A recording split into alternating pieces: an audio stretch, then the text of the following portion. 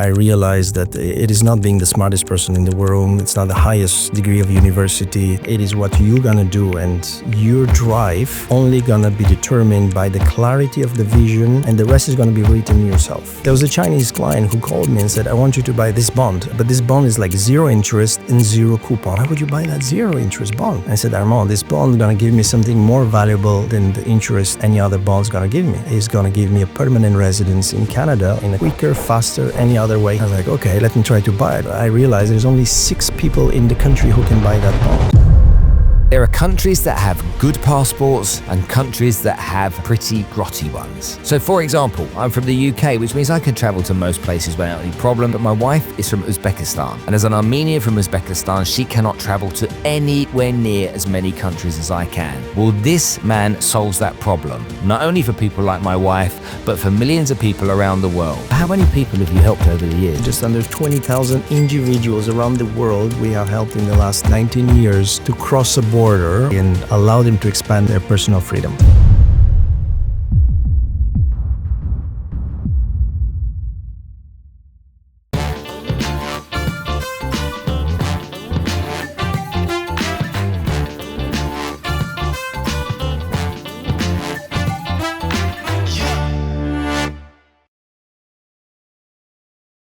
Okay, folks, let's talk about real estate. Now, a recent partnership that we've just established on the podcast is with AYS Developers. Luxury properties with high-end finishes from people that really understand the subject. Often in Dubai, you'll find stuff that is maybe substandard. With AYS Developers, you're not going to see that. You're going to see fantastic properties that you can buy, you can invest in, you can make your home on Dubai Islands and other places too. So go visit aysdevelopers.ae and check them out. I promise you it'll be worth the trip. Armand, thank you so much for coming to join us on the show today. Spencer, thank you for having me. It's like we've both been here for 20 years. We met each other a long, long time ago. You were this guy that was essentially selling to the same people that I was selling to. And so arguably, maybe we were competing, but not with the same thing. But you seemed, when I met you many, many years ago in your office, you seemed like a really accomplished and successful businessman. Do you consider yourself to be successful? I would say yes, not necessarily because of the success of my business, but I'm in a very happy place. I consider myself accomplished as a person, and that embodies family, business, personal achievements, mission goals, nonprofit, and everything. Business was an important stone, of course, in building that element. But when you first thought about being a businessman, did you think of it in that way, or did you think about wanting to be successful on your own, or did you have a boss that you didn't like that you thought, sod that, I'm never going to work for anybody else again? How did it start for you? No, my dream was to be a stockbroker, like you. Not an insurance broker. I was 12 years old, I think, or 11, 12, when I was watching in Bulgaria, communist Bulgaria, a series called The City, which was about the stockbrokers in London. And I just knew that that's what I want to do. There was no stock brokerage in Bulgaria. There was no stock market in the communist country. But this is when in 89, 90, just everything turned around in the country. And there was this exchange offices on the street of people exchanging money. And that was the closest thing I can find to what I was watching on TV at night. And I took my father's saving without asking him and went on that street. And I started saying, can you learn how I can exchange from liretta to Deutsche Mark to dollars? And I was 12 years old. So this is how I started learning about really currency exchange before even going to school. And at night, I was actually reading the books because I really wanted to know behind it. But there was not a Bloomberg, there was not a system. It was literally foreign businessmen coming to an ex-communist country trying to do business and needing local currency and exchanging different currencies. And that gave you like a flavor and a taste of success of a deal. You know, buy low, sell high. It doesn't matter what you sell. The point is, it's a very early lesson, and a lot of things, about the trust with clients and customers and follow-ups.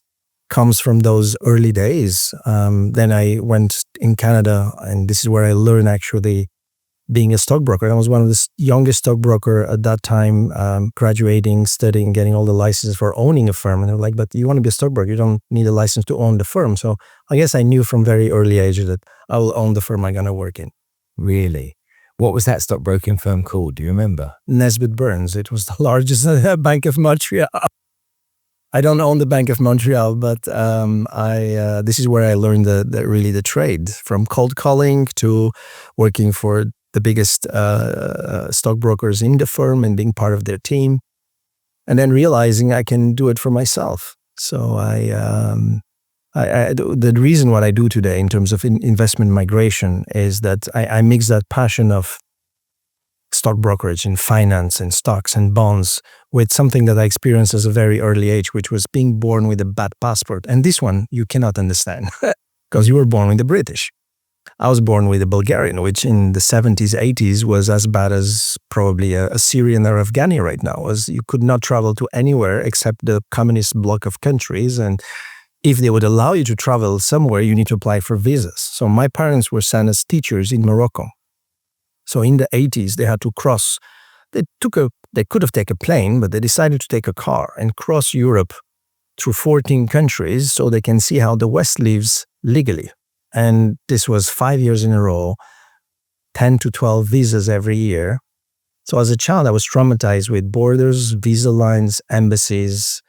And as soon as we could legally leave the country after the Berlin Wall, I said, I want to live in a country where, I'm going to have a better passport. And Canada was that country.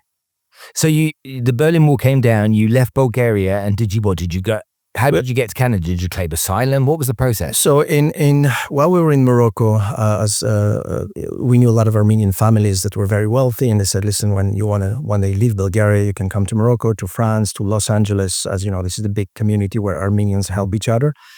If we would have left before the wall, that family in Bulgaria would have been persecuted for, you have people from the family that have treason and left the communism. So we had to stay in Bulgaria until it was allowed to leave. And in 90s, we went back to these Armenian families in Paris and said, well, listen, now we can live. Where should we go? And at that moment, their advice was, people with you, educated, multiple languages, still young families, Canada is the best country for you. Don't come to France. You're always going to be an immigrant. We didn't speak English, so I said, don't go to America. And the best place was for me as well, as I already knew that I would be a stockbroker. So, the closest to Wall Street that I can speak French is in Montreal. And that was the choice we took. So we applied as economic migrants, it's called. So point system, waited for 2 years, interviews, selected, and we landed in Canada's economic migrants in 92. Wow. Yeah. And what was your first impression of Montreal? I still remember it. We first of all, rewind the story is that before leaving, in those 2 years while we were preparing, my parents sold all their assets in Bulgaria, which was all accumulative $4,000, which I took and I went to trade on the market without telling them. So I was thinking in my mind that I risk my future and my ticket if I lose that money. Thanks God I doubled it. So my parents were I thought when they found out what I did, there were two choices: punish me or beat me to death. Or my father actually, shake my hand, went back to thank everybody on the street who kind of protected me and didn't abuse young children with that amount of money trading on the markets. And then we arrived in Canada literally with 4 bags and $4,000. And was a new beginning, new page. My parents were in their 50s, so for them it was much harder than for me as a teenager. 2 years later, I was in the best private college in Montreal, studying with Justin Trudeau's wife in the same level. He was 2 years older than me. And that college produced pretty much 30% of the Canadian prime ministers over the last 30 years. No way. And that's what Canada is about.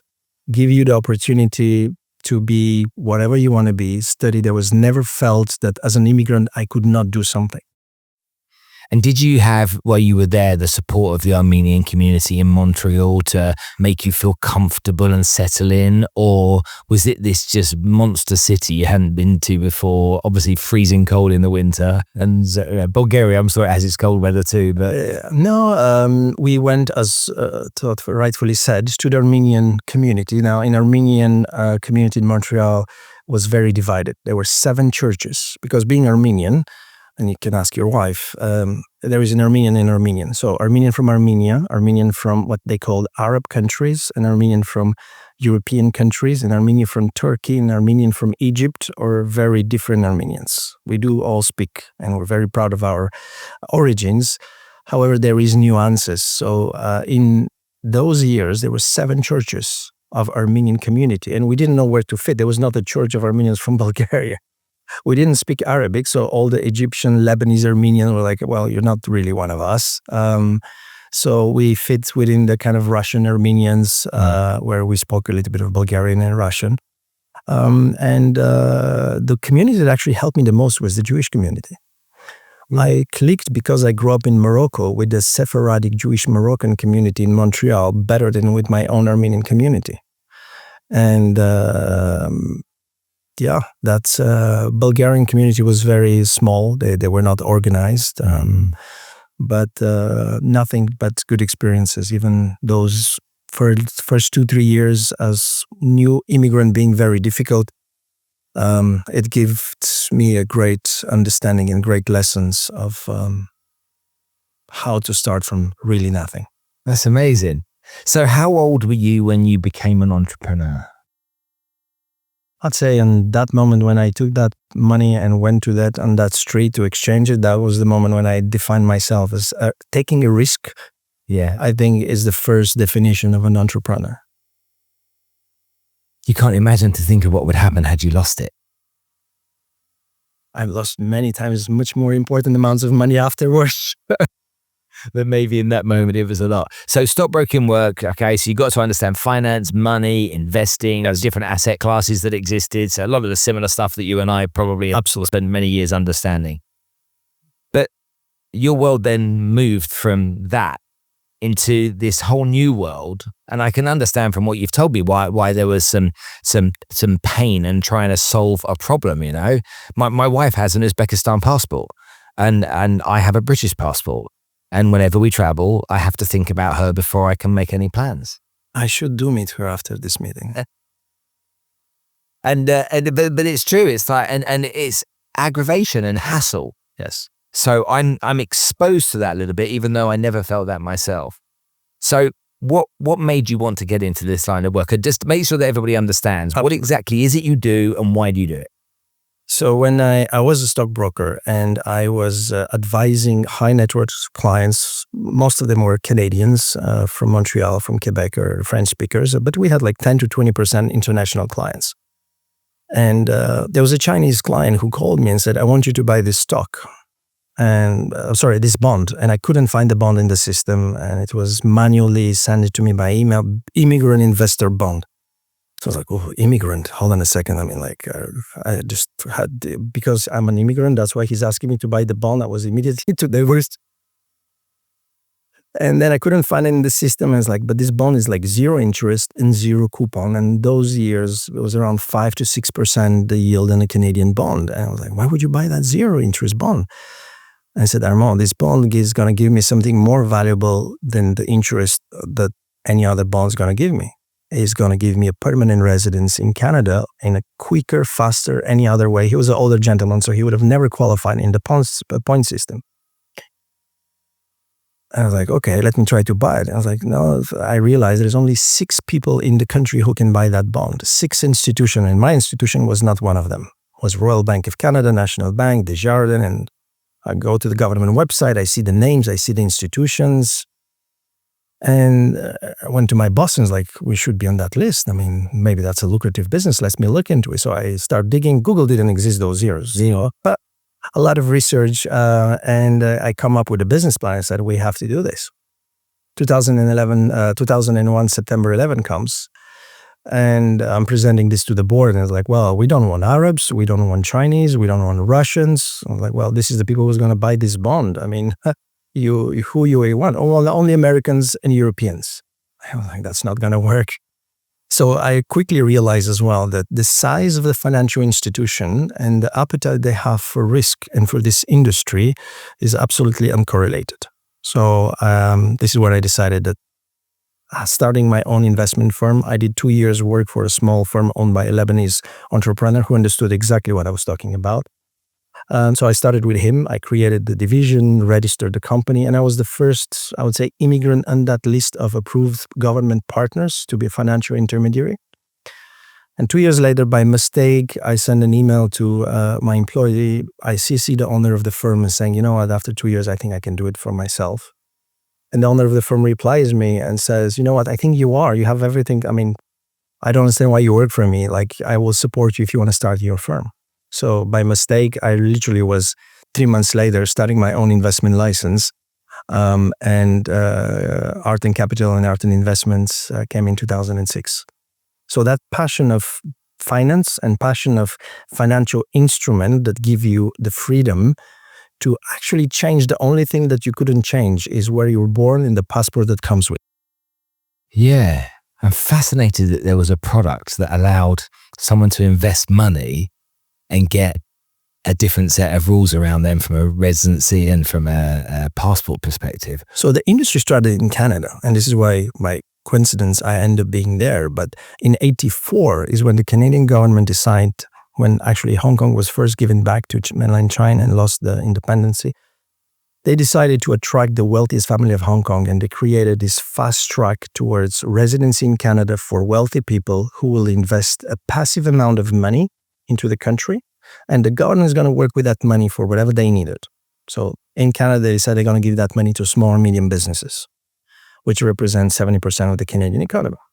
And it was a win-win. The foreigner could have entered Canada without speaking language, regardless his age, as long as he can prove the source of his money, very important, invested through a legitimate approved broker-dealer like myself, and contribute that amount to a local need, which was SMBs.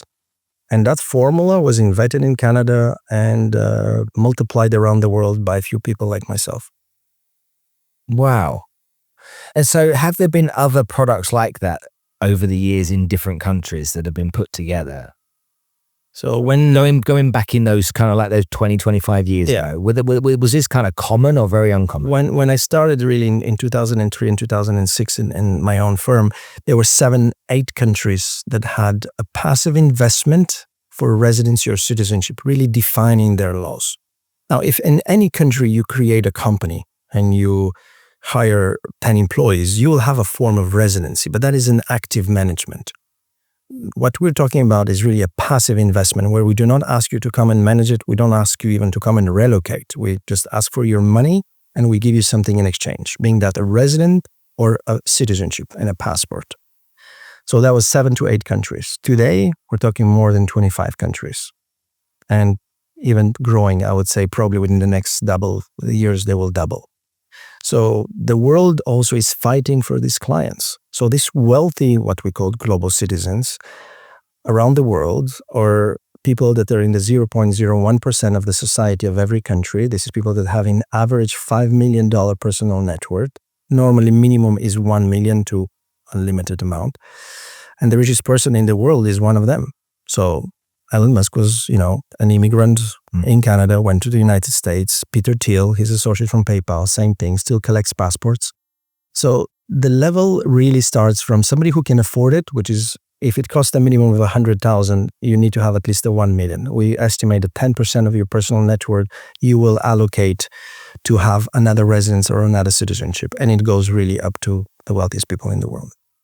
How many countries offer this?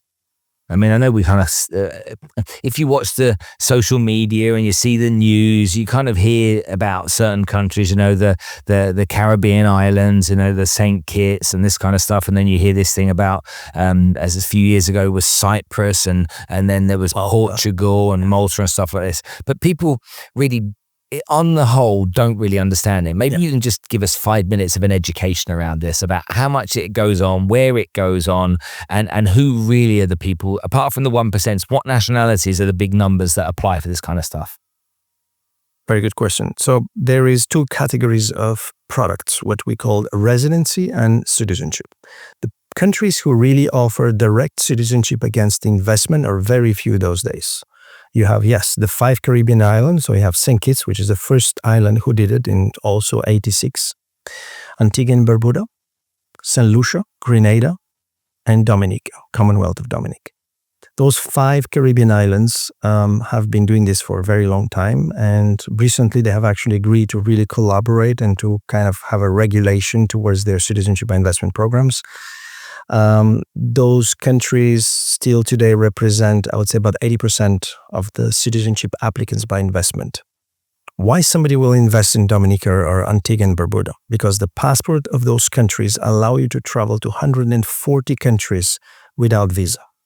So if you're born in Syria or in Lebanon or in China, and you have normally 54 countries visa-free with your own passport, you will invest 250,000 to triple that amount of countries you can travel. Doesn't mean you're going to go and live in Antigua and Barbuda, but that tool, that citizenship, is your personal freedom. It's your plan B if you have to leave countries. It could be your second home if you want to. The second category of countries, and in Europe, as you mentioned, there used to be Bulgaria, the country we set up the laws and advised them of how to do it from 2007. Cyprus, we were active in advising that government as well. Malta, we didn't advise. And many residency programs in Europe after 2008 came as well. Hungary, Portugal, Greece. So most of the European countries still run today residency by investment, and only Malta defies the European Commission and says, no, we're going to still be able to issue citizenship against investment. There's a court case ongoing, which actually should be very soon come to a final decision. Okay, so let's talk about some case studies then and understand it. So, I'm going to take my wife. Let's just do it nice and easy, okay? So my wife is from Uzbekistan. Her family have got Uzbekistan passports. Half of the family have now got American passports because they've lived in America for a long, long time. And my wife is a pain in the ass if last minute I want to go and see the Formula One in America, in Vegas, because Budapest, where you met her. But that was she has residencies then in Budapest, but it always been a pain in the bum. So she has, through me, she has a 10-year multi-entry visa for the UK, so she can do that whenever she wants to, so that's no drama. But she has Schengen issues. Okay, she can't get any out of Schengen countries because her residency in Budapest is running out. That's a headache for her.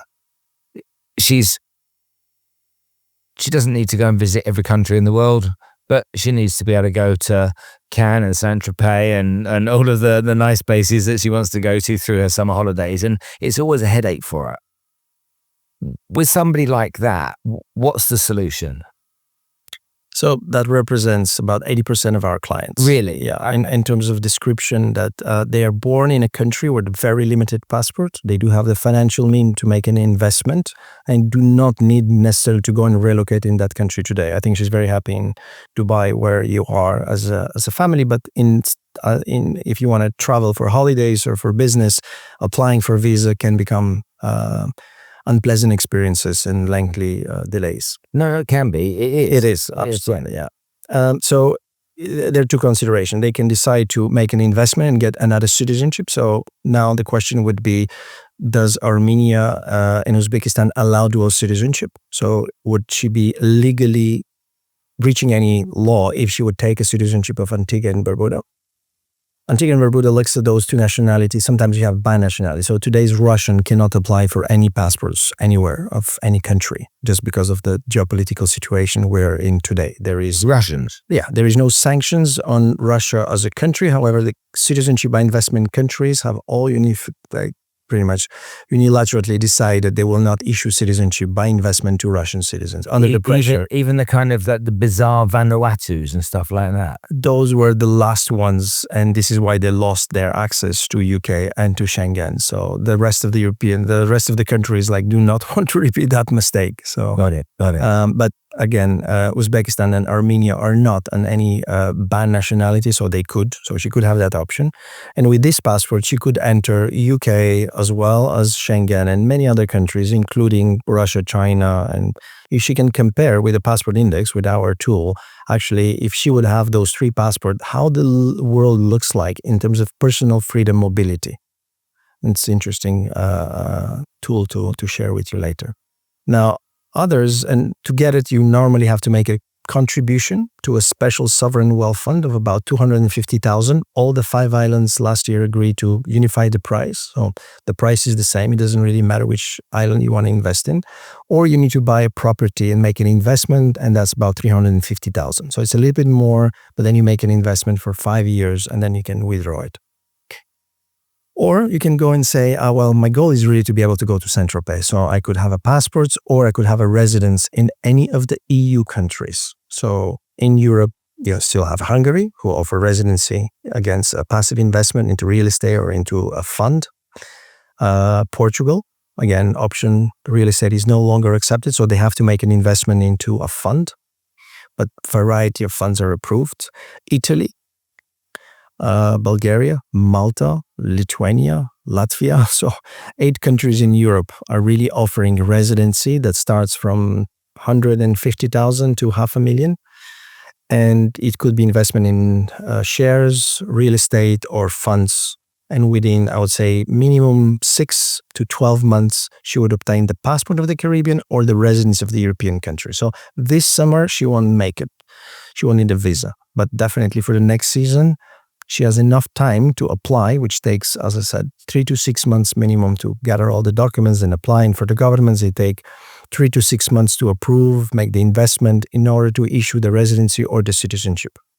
What's the difference in price? You're talking 250,000 for the passport on one side, that's US dollars, and the residency, was that different or similar? So residency is never a donation, so that is always an investment in the European countries. In Europe, you don't have that donation kind of option like in the Caribbean that it goes into a sovereign fund. This is investments that you have to do. You have to keep them in some years for life. As long as you have the investment, you have the residence, you sell it, you lose the residency. Interesting. Others, you make the investment, you keep it for 5 years, and residency is for life in Bulgaria, in Hungary, and Malta, for example. Okay. But again, it's a tool to freedom. It's a tool that allows you to 5% of the clients are using this tool for tax optimization, but 95% of the clients are really coming from countries where taxes are not the main issue. They're coming mainly for, as your wife, the pain of visas. Mm-hmm. That is the number one goal for these people to apply for those products.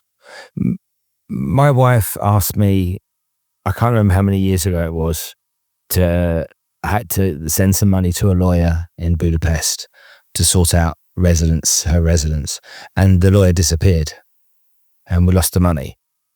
And so that gave me a very kind of bitter taste in my mouth. And I think when we were talking earlier before we started filming, I mentioned that there are, like in every industry, some good guys and bad guys.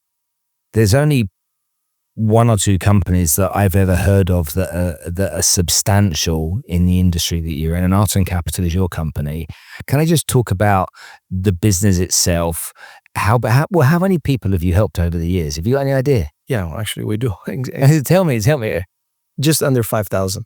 So just under 5,000 families, which each family in average has 3.5 people. So that is 15, 18,000. 18,000 second passports or resident. Probably just under 20,000 individuals around the world we have helped in the last 19 years to cross a border, what we believe is really our mission, frictionless and more efficiently, and allow them to expand their personal freedom. Now, if it's just under 20,000, then what's the majority? What nationality is the majority? That's also, we know very well the numbers. We started in, as I said, early 2000s. So the majority was Chinese. 70%. of all the applicants, of all the world, of all the programs, was mainland China. And where did the mainland Chinese, that 70%, typically investing in? It used to be Canada and US, and then it moved into Europe. And today, Chinese are probably 1/3 of the global demand. Really? Yes. And are they buying passports or residency?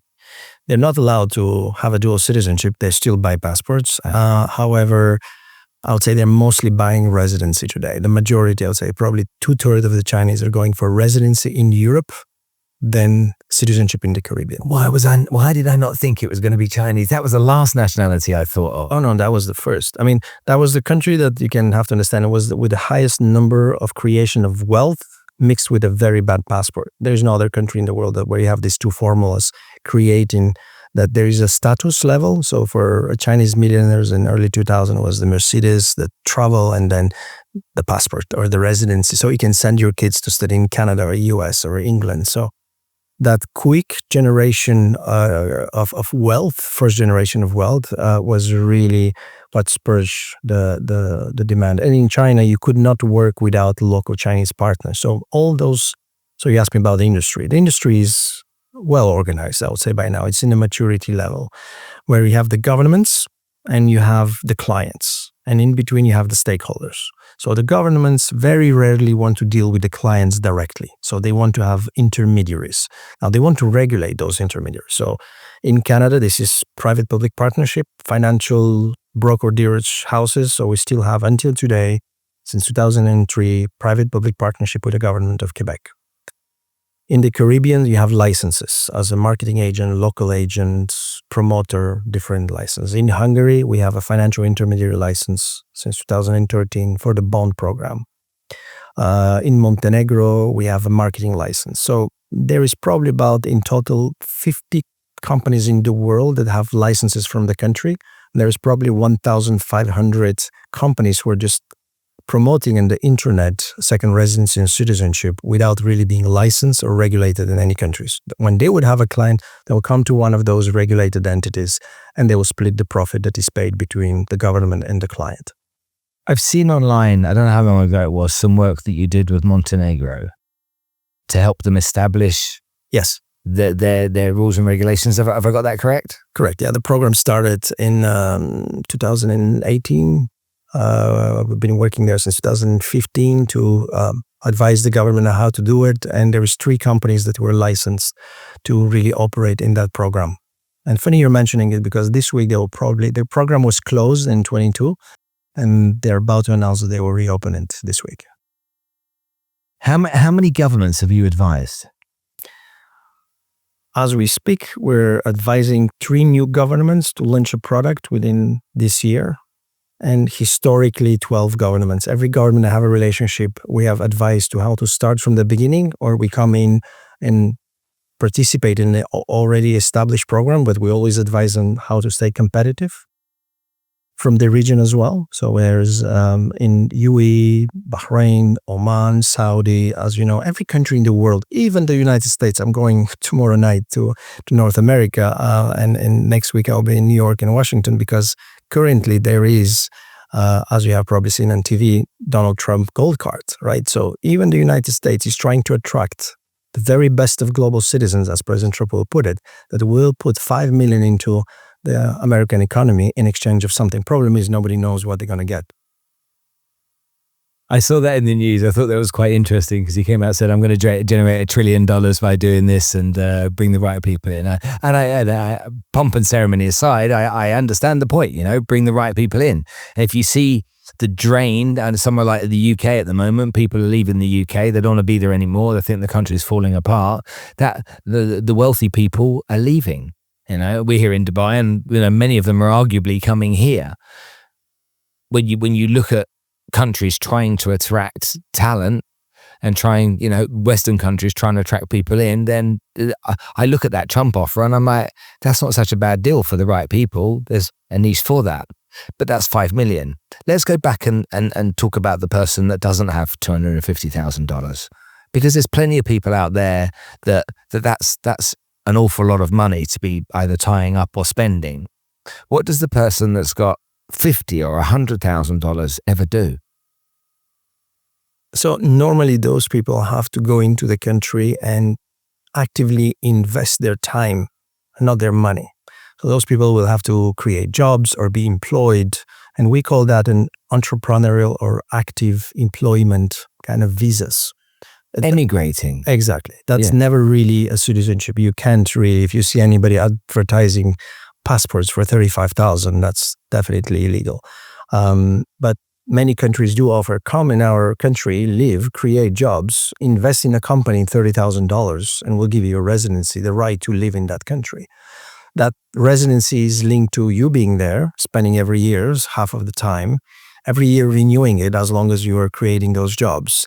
So that is not what we really do. Right. We are managing the investment and not really managing companies for individuals. Yeah, you're handling it. You're taking the pain away from people. Okay, you've told us what you do. You've given us a little bit of the backstory about how you got started. I'd like to know what the journey has been like for you over the years. Now, yes, the products and service that you provide is what it is, but you seem pretty accomplished. You've done a lot. I mean, we're here talking about you advising governments. You have your index that you create every year that's known throughout the world. It's literally the kind of like the North Star of information relating to everything, places to live, nationalities move in, best passports to have, all this kind of stuff that you produce, which people can go and find online, which is great PR for your business and demonstrates that you're experts at what you do. But you're 48 years old. Okay. Talk to me about people that you've met along the way, that you've worked with along the way, and the challenges you've faced with human capital in business. I think the biggest challenge in running a business is attracting the right kind of people and knowing your own limitations and trying to find smarter people than you to come in the room and work for you. It hasn't been always easy, but I had to hire older people than me because I was too young to run a business and to talk to governments. I had to hire ex-prime ministers, government officials, generals to talk about security, to build that credibility in the room when I talk to governments. But I was the one taking the risk. So I think that the credibility, the risk-taking, I wouldn't say ever the capital was a problem, because when you have a good idea and when you have principles and people see that you want to work hard, people will come necessary for you to accomplish your dream. But as I said, I've been extremely lucky to be surrounded by people that have helped me more than trying to damage me. I would say I'm very happy to have created a lot of competitors in the industry that have learned from me and have gone out and do the same. The industry is extremely big, and we don't even touch the surface of what can be done. There is 60 million millionaires in the world. And you asked me about nationalities. I was going to come back to that, is that today most of our clients are Europeans and Americans, not Chinese and Arabs. So the flow of people movement has completely changed in 20 years. From east that want to go to west, and from south that want to go to north is now multi-directional. You still have the Chinese, but you have today more Europeans, Germans investing in Dubai, getting golden visa, trying to get tax residency here. You have Americans who wants to live and go to Europe or go to Canada. They're not happy with the current political situation. You have elections in Germany, you have elections in France. You know, the Brexit, the reason why your wife cannot go to Europe is because you're out of Europe. So all this creates, and taxation is the number one factor today pushing the ultra high net worth people looking at our industry. More than what it used to be mobility. For these people with great passports, the only reason is safetiness, political views, and taxation. So out of 60 million people, every year only 10 to 15,000 people apply for these products. So you can understand that we're not even on the radar of everybody. So but why? Do you think they don't know? Yeah, I think that it still takes a lot of education. That's why I'm here and talking to you, because I believe that until my wife, which I met 20 years ago, she still didn't know if what I'm doing is legal. Because when you talk to people and you say, well, I offer citizenship, like, what do you mean, like passports? Yeah, we offer passports if you make an investment. You mean like paying? Yeah, so you're selling passports. And that connotation, it still does not resonate in the mind of many people. And that's why I'm extremely happy that you have, Donald Trump on the internet saying that, I bought my golden card myself. That brings you a certain level of endorsement and credibility that even the United States is doing this, and not some, small countries or islands that have a negative connotation of offshores and tax evasions. You have countries like the United Arab Emirates trying to attract people, Saudi. The only one that doesn't look to attract wealthy people is Europe. So, okay, I want to dig into this a little bit because 60 million, yeah? 60 million. 60 million. Millions. And 20,000 people per year apply for second residency or citizenship. Okay, so, and you obviously were very happy if many more applied. So we know that for sure because you make great money from doing it. So that's a no-brainer. So with all you do, what do you think you're not doing right to reach those people? What do you think you could do more or better or change? Or are you just at capacity with what you've got anyway? Well, there is, as I said, I'm talking about the industry, not as a company, right? So the whole industry, industry needs to do more, needs to get better regulation, have countries to actually know how to talk about those industry and market it in a more sophisticated way. I'm going on Monday to be on Bloomberg because they want to speak in New York about this industry. So more mainstream media understands that the mobility and the citizenship and residency by investment is becoming a normal thing between countries and between wealthy clients. More it will be well accepted by the banks, more it will be recommended. So I see a future where every wealth management, every private bank would like to offer these services to its clients. If not, they might lose the clients.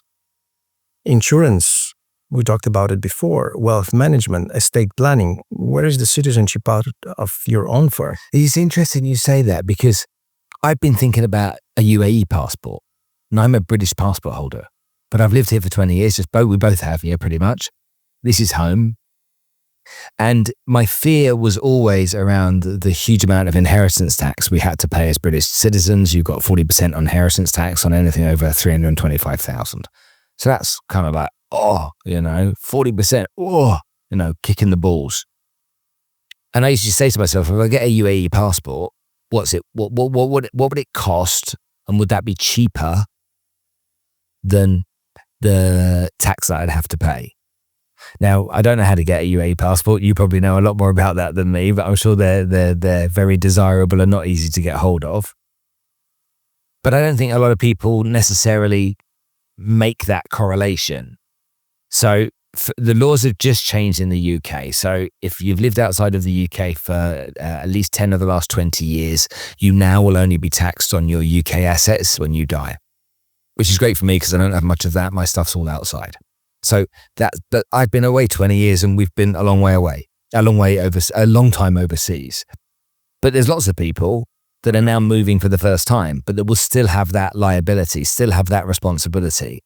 And so getting a second passport could be the solution. And I wonder what the calculation would be, because it does lean into this. You want to mitigate your inheritance tax. The insurance policy that you would have to buy and pay for to be able to mitigate for a high net worth inheritance tax could be very, very expensive. Getting a second passport might be the cheaper solution. Absolutely. And it takes a financial... It being able to accept all of that fairly on behalf of the client to do the right thing. Correct. Okay, so you're right. So why is that not spoken about more? Why are we not discussing it as a solution? Why are we not talking to everybody or asking the questions? We ask the questions in business around other things relating to risk and goals in the future and whatnot. But if there's something that's a solution the client isn't aware of and you're not bringing it to their attention, then there's a mismatch, isn't there? It's your fiduciary responsibility as well to know about. Well said, Yeah, about what options are out there. So we're more and more talking to the financial community. And again, as stockbrokers, we understand the language, you understand what exactly their responsibility is to the clients. But I very much believe that this is going to become part of any estate planning for any families in family office around the world, where the residency and the citizenship, the inheritance, it will be all looked as a one solution. There's lots to talk about around this, but we'll move on for now because I want to park that because I want people to understand what it's like for you as a human being. Okay, this is your chosen industry. You built a business. You're the number one in your space. Thank you. Correct? Top 2. Yes. Okay. Well, we don't have to mention who the competitor is. I'll just put it at the bottom of the screen afterwards. But we don't have to mention the competitor. But okay, you're the top 1 or 2 out there. You built a really successful business. When I asked you a few minutes ago about human capital and stuff, you played that down a little bit, and I don't want to leave that. I'm going to go back into that because I want people to understand what it takes. You're a composed, well put together, on the surface of it, successful guy, family man. I'm assuming too. Yes, 3 kids. Okay, with 3 kids. So there's all the wholesome stuff that comes with that. I understand why you started this business because you said, I had a Bulgarian passport. Basically, I had a shit passport and I wanted to find a way of getting a better one because I was handicapped by that problem myself. So I experienced the pain. I wanted to find a solution, and then I realized other people would want that solution too. So that's a perfect reason for doing what you do. But as we know, most businesses fail. We know that most people settle and don't go on to achieve great things. What is it that kept you fired up? What is it that kept you pushing? What is it that kept you wanting to do more? What was it? Well, where was the drive come from? Did it come from, a parent from the past? Did it come from being jealous of someone ahead of you? Did it come from having, we call them BHAGs, big, hairy, audacious goals? Where did it come from for you? So it was definitely not in the family. My parents, my father was an accountant and economist. My mom is a pharmacist. So it was not in my bloodline to be an entrepreneur. I think just watching and living the disparity of communism and capitalism at a very early age triggered something in me that was more. And that the art of the deal is what I enjoy the most today. It's really on managing human capital is a necessity. It's a very important tool, but making the deal for me is what still makes me go every day.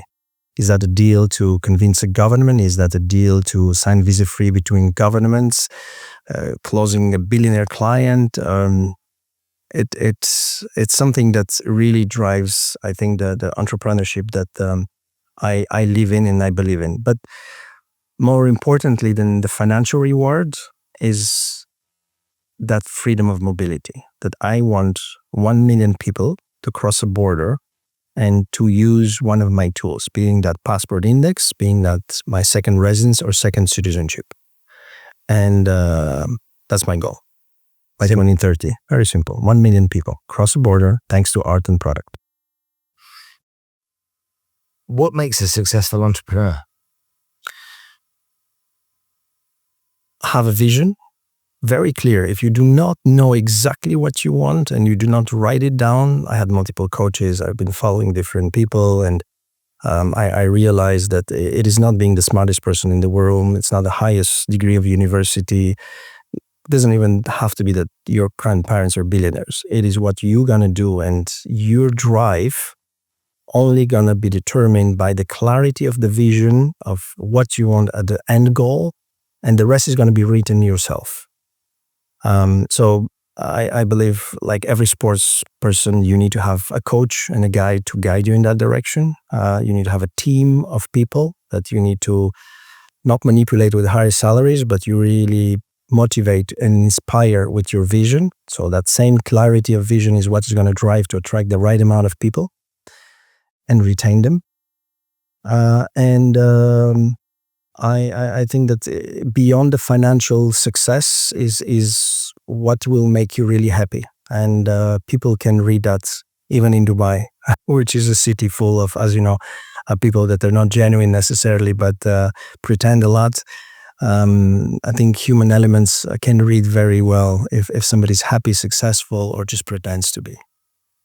I'll give you an example of what I'm good at. So hopefully you can share with me what you're good at. I own businesses, but I'm not a very good business owner. I'm not a great finance guy. Okay. I'm not for sure a great operational guy. I believe I have 2 skills. Okay. Number 1, I know how to sell. And number 2, I know how to find good people. That's kind of like the 2 skills that I think I've got. When you, and I've worked out how to get other people around me to be good at everything that I'm not good at. What are you really good at? I visualize ideas and I can turn them into a reality, and I don't take no. So every of my big milestones of success in my company have been things that I said, I want to do that. People say, you can't do it. I said, I will do it.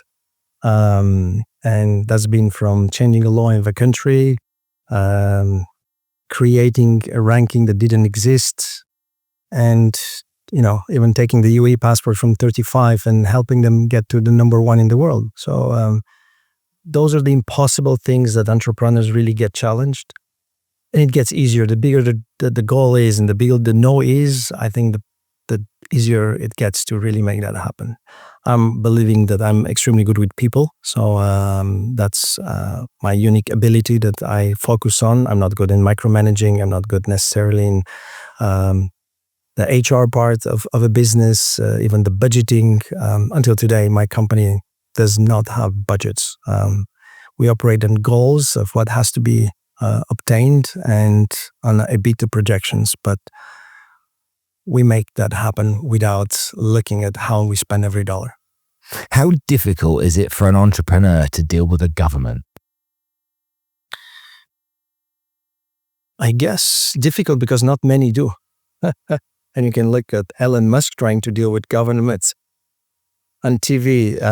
Doesn't work very well because you need to have what I call the chameleon mentality. You need to know when you talk to a government, how to talk to a government. When you talk to a king or to a royal, to talk differently. When you talk to a liberally elected member of parliament or to a senator, is a very different conversation of how to deal with that. So the ability to know to change your language, tone, goals, approach with different state of government officials is key. But in my business, governments are very important relations because at the end of the day, the issuance of visas and passports are done by those positioned in power, which are governments. Who has the greater ego, a senior politician or a successful entrepreneur? Very good question. I think it doesn't really matter. In a room of the two of them. I have been in rooms with politicians with very humble egos, and my story I always like to say is the last time we had Kofi Annan coming to speak to my Global Citizen conference. We offered him to fly him with a private jet, and he took an EasyJet.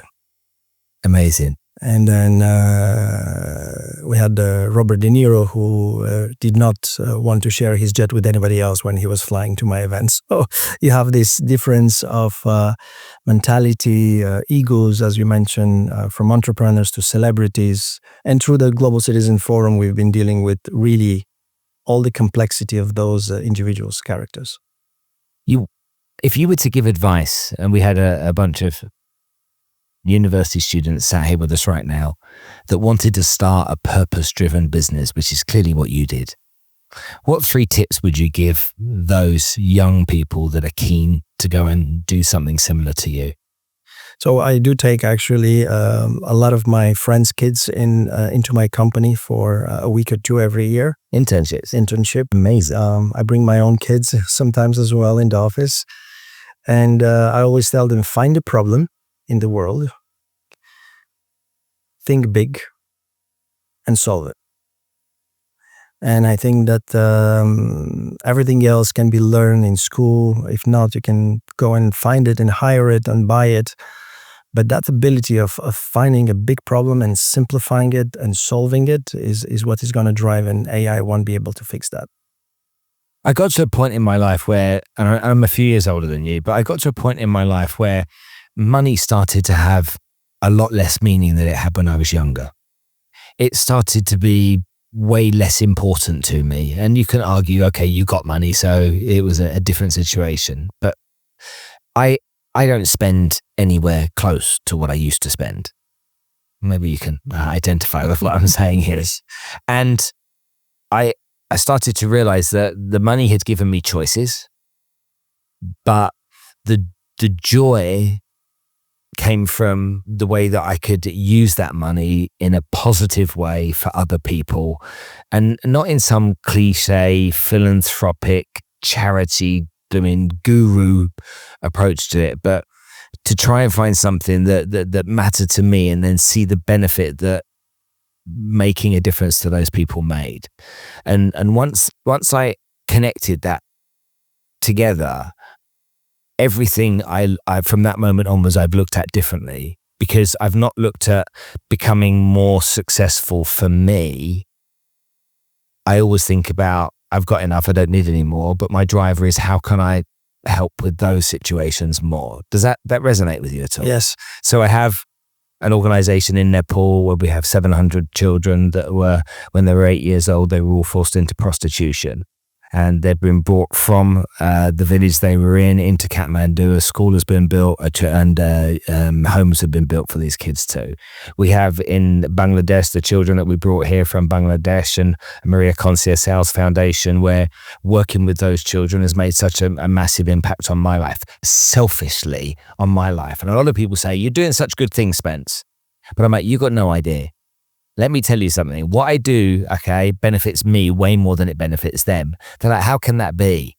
I'm like, you have no idea of how much gratitude I have when I'm with them. And you've got no idea how good they make me feel. So whilst you think I'm doing lots of good things, I'm the one that's really benefiting from it. Do you resonate with that? Absolutely. Can you share with me the kind of stuff that you've been doing over the years to maybe get a similar feeling? Somebody very wise told me once, and literally cannot remember who it was, but you can't save the world if you can't pay your rent. So that came much later in my career, when I started thinking about giving back or how to help. The beginning of the first 10 years was really create, accumulate, build. And it was in 2015 when we had our biggest global citizen forum we ever did. And this was for me a way to give back, because from the forum, we don't really create clients. We bring in people to talk about what it is to be a global citizen, challenges, opportunity. And in 2015 was the first migration crisis in Europe, where there was the body of this young boy that was rushed on the sea in Greece or Turkey. And we had these companies in Italy who was literally privately funding boats to go out and save people from the sea. And we give them awards, and we start raising money for the first time through the Global Citizenship Forum, and we start building in the refugee camps for refugees tools, solutions to make the life of the kids in the refugee camps better. All that went to multiple years of different projects that have been funded. And for me, the global citizen client that I serve in my investment migration is very often the same from Bangladesh or Syria or Jordan refugee who would leave his family. He will risk his life, but he wants the same dream for his family. He would take the dinghy, and the other one will take the private jet. Same nationality, different roots, same dream.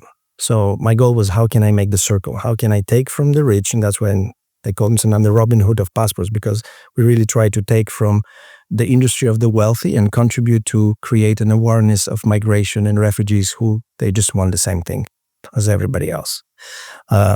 Recently, we had an experience with Yusra Mardini. I don't know if you know the movie The Swimmers. It's the story about... So, I know. Yeah, the sisters. Yeah, I know that story. I met her in Berlin, where she ended up being an immigrant, and I love her story. I said, I want to really resonate that. So we became friends, and I put her on the panel with Mardini, the owner of JetX, and Mardini, the swimmer. Two Syrians, different paths.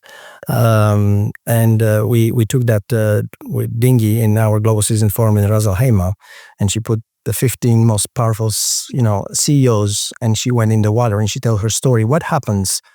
What goes through your mind when you have to throw everything out to survive? And 15 minutes they came back, and all of them, you can imagine, donated in a very different level. So that was a powerful experience. And this is what I like to do. It's just living through experiences and ideas to make people understand the connection that we all have and what I call global citizenship. We adopted our third child from Ethiopia. My wife is really the driving force behind it. I cannot take any credit of it. But when people ask me about as well, oh, you changed her life, I answer like, I changed my life. It was selfish, really decision that happened to help her as well. But taking somebody, and my industry, we took somebody from Ethiopia to Dubai during just before COVID.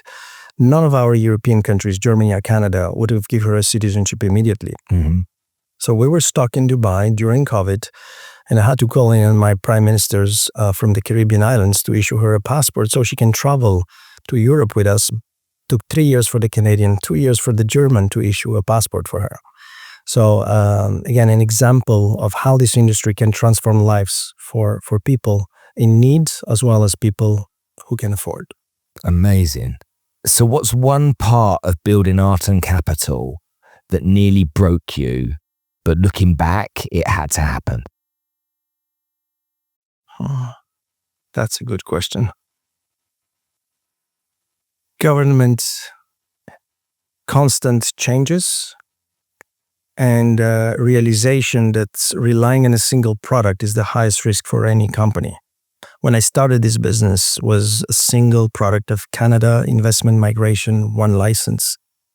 And when the government changed, one of the two institutions, one is a federal, one is provincial, and Canada federal said, we're not going to do that anymore.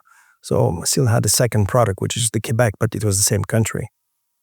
And this is where I realized that, if that stops, I'm out of business. And this is where I went out in Bulgaria and other countries and start exporting this know-how and transforming this from a single product to a multi-product. And now I realize every year there's one country that stops a program. And as long as I speak to 3 other countries and I learn it by now, it doesn't really matter. Because there is a constant change of policies, there is constant swift from left to right in the geopolitics of the world. So if you deal with 20 countries, you're not really affected. But I was nearly broken as a company if I would have stayed. And by the way, 6 of those companies, when I started the business, they're no longer in that business. They're big in financial institutions, they're just no longer in that business. Impressive. So diversification and forcing changes and taking action is what really transformed me. And even as an industry now, when we're talking about this ultra high net worth people who are applying for second residency and citizenship, when I say 1 million people crossing a border, I'm talking about the future of passport index. And through that application, we have 40 million people who are checking today through this app or to this website, where do I need a visa for? Where do I need the ETA, ESTA, or ETIAS? My goal is to link that with the governments so they can apply directly through an app instead of going out and filling forms and repeating for every country. There will be no more paper visa by 2030. All the countries that ask you to give a passport and wait and stamp something in a passport, that will stop in the next 5 years. And every country that do not need visa will have a form of what they call the ETA, Electronic Travel Authorization. That means a form you need to apply online. So I think that's the mobility of people and what we want to transform. And I want to be able to service from a simple passenger with a backpack who needs an ETA to a millionaire who takes a private jet with a second passport. Oh, man, it's been just fantastic chatting to you today. I hope you've enjoyed the conversation. Thank you so much for coming to join us. Really, really a pleasure. Thank you for having me again. Good, man. Thank you, really. This episode is proudly sponsored by Allsop & Allsop Private Office, Dubai's first ever homegrown private advisory for the ultra luxury property market. Now, they're catering exclusively to high net worth individuals, ultra high net worth individuals, and family offices. They offer exceptional comprehensive advisory services with the utmost confidentiality and discretion. Bringing an elevated real estate experience that extends beyond property sales, the division is powered by the highest level of advisors in the Dubai property market, a select and dedicated team that brings unparalleled and comprehensive expertise to meet the needs of their elite clients. For a redefined era of luxury living in Dubai, schedule a consultation today for bespoke information and expert guidance.